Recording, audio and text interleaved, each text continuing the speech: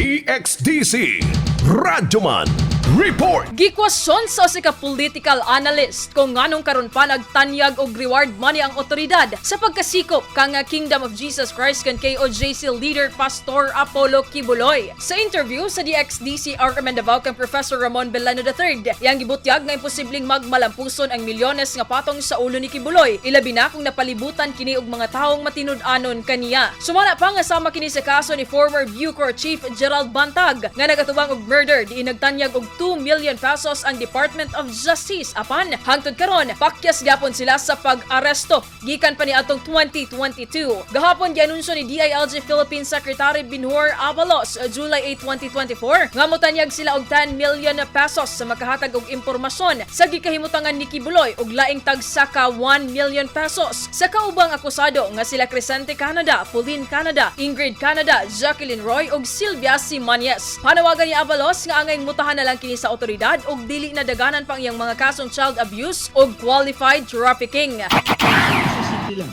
Ang batas ay batas. Ang may kasalanan, mananagot.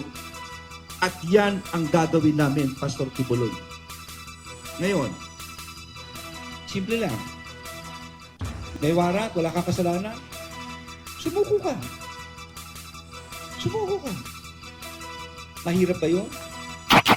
Samtang sumala pa kang PNP Chief General Romel Marbil nga moatubang sab si kasong obstruction of justice ang si bisan kinsang nagtago sa puganteng si Kibuloy. Kasama mo sa balita og serbisyo publiko. Radyoman ID Parido, Tatak, RMN. RMN News. Diretso Balitang Metro Davao.